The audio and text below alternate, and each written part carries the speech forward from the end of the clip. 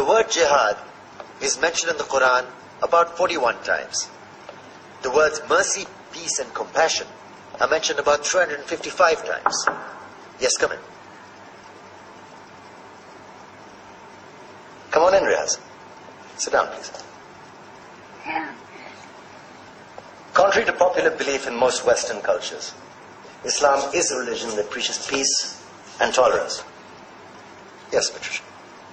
If Islam truly is a religion that preaches peace, then how come the world's most troubled spots, the West Bank, Afghanistan, Pakistan, Iraq, they're all plagued with Islamic terrorism? Well, that depends on your definition of terrorism. Some might argue that the U.S. invasions of countries like Iraq and Afghanistan are also acts of terrorism. No, those were acts of war to get rid of despotic regimes. Or a means of getting at a country's oil.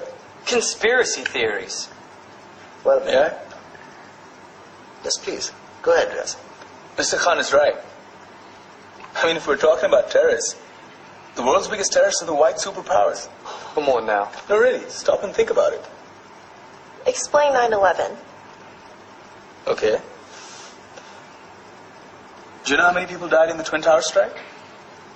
Around 3,000. And do you have any idea how many people died in the bombing of Afghanistan? Take a wild guess. More than 15,000 people died. And that's just conservative figures. About 50,000 tons of explosives were dropped on innocent civilians.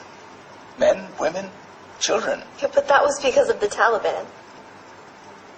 Now that you brought it up, did you know that the Taliban was a creation of the CIA to fight the Russians? Whatever. They were still harboring terrorists. Yeah, right. Terrorists that were never found. Just like the weapons of mass destruction that were never found in Iraq. Do you want to get into the death toll in Iraq? 500,000 civilians and counting. And what do Britain and America say when they don't find these weapons? It's simple. They just say sorry. And still refuse to relinquish control of these countries. What are you trying to say? What I'm trying to say is that just because you're American, wear a fancy suit, and call yourself the president, doesn't make you any less of a terrorist. I'm saying that if you don't stop meddling in other people's countries, you will face a backlash. If Muslims like you feel that way, then why don't you get out of our country? We will. As soon as you promise to leave ours.